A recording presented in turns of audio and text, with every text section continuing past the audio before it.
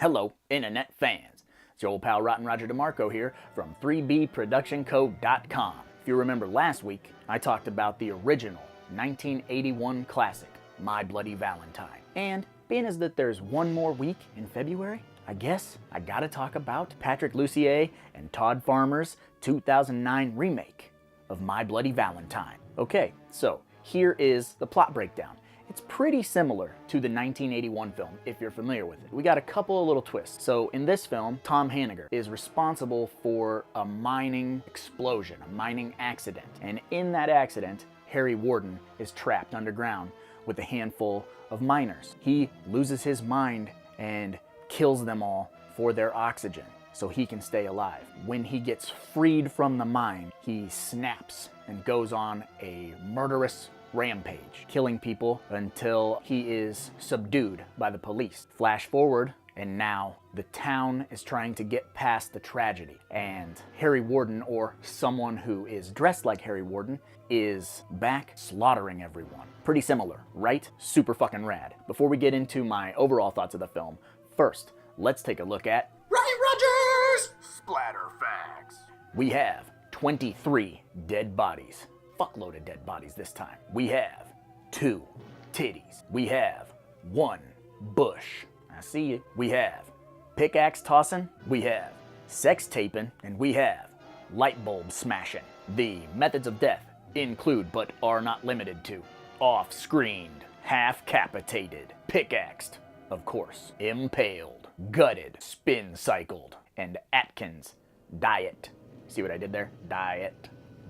Tom Atkins dies. Spoiler alert. Okay, so now on to my overall thoughts of this film. I gotta say, originally, when this came out, I was in the camp of no, you don't remake this movie. And I sat through it in the theaters with my arms crossed like a cynical fuckstick. Now, I have a total different appreciation for this film. It's done so faithfully to the original source material, but changes just enough to give us that modern for 2009 vibe. It ramps up the body count. It actually gives us nudity. Really does a good job of making the Harry Warden or whoever character very imposing, big, broad-shouldered, scary again. Lots of intimidating scenes with him stalking his prey. There's a couple of little differences in this film, like the town's name is now Harmony. Another change is that Axel is the town sheriff in this version, but the main story arc is still very much the same. Tom and Axel are both competing for Sarah's love, even though Sarah in this version is married to Axel and has a family. But now Tom is back in town and Sarah has feelings for Tom.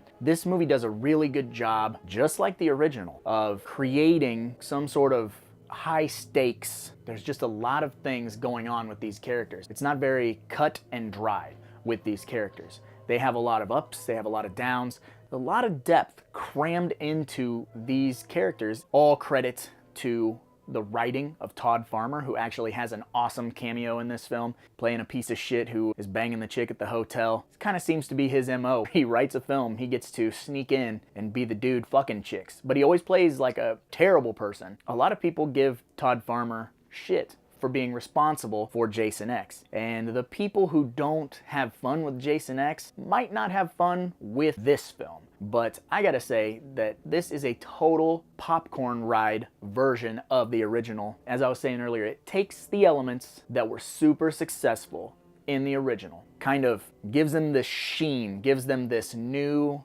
look, all while maintaining the integrity of the original film, just kind of ramping everything up just enough. So newer horror fans who might have thought that the 1981 version was outdated or it just didn't resonate with the audience in 2009 will gravitate towards My Bloody Valentine 3D because it's just updated enough. It doesn't piss on the original, it doesn't take stabs at the original. If anything, it takes the formula of the original and slightly improves on it. I know that there are people, because I was one of them, who was against this film. I've had 10 years to reflect on this film and what it does right and what it does wrong, and it does a lot of things right, guys. So if you haven't seen it, I fucking recommend it. Also, as far as the plot goes, now Tom was responsible for the mining accident, and he's been gone for some time. He comes back after his father passes away, and he's in town to sell the mine. He is the majority shareholder, so he wants to sell the mine, take the money, get the hell out of Dodge, until he runs into Sarah.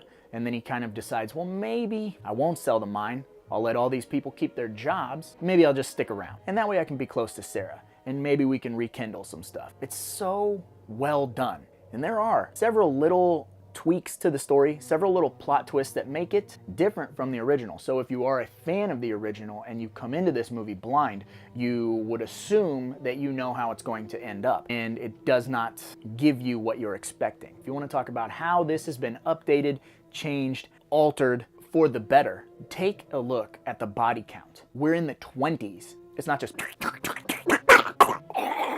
There's enough spacing done between the kills that an actual story takes place. And it's crazy for a movie with a 90-minute runtime to have 23 dead bodies. You have like 7 or 8 before the fucking title card, but it doesn't feel like the Black Christmas remake. You know, when I was talking about that, it doesn't feel like that. It doesn't feel like it's bashing the original subject matter. This movie takes that Harry Warden character, that psychopathic miner, gives them the power that they deserve in the film. Every time they're on the screen, it's very intimidating, it's very jarring to the viewer, and they do a good job of making him as scary as an early Jason Voorhees or any other slasher villain. I don't really have anything negative to say about this film. If I could go back in time and uppercut 2009 me, I probably would, because I was being a cynical asshole. This movie did not deserve that response from me. In my personal opinion, I've got to give this movie 4 out of 5 blood drops, because I think it takes the original subject matter, improves on it just enough. It's not a downgrade, and it's not a superior upgrade, but it is super fun. So I'm rating it the same as I rated the 1981 classic. You know, if I have to choose personally, if I have to choose one over the other, that depends on the day and the mood that I'm in. If I want the more scary version, the more suspenseful version, I'm going to watch the original. And if I want to watch a popcorn movie with a high body count and fantastic nudity, I'm going to watch the remake. So that's completely up to you. Which one you like more, I would love to know. So leave a comment and let me know which one you think is better. I have to give it 4 out of 5 because it's an incredibly fun film. If you have friends who haven't seen it, this is a movie that you pass off onto them. You show them for the ridiculously high body count, for the awesome gore effects, for the nudity.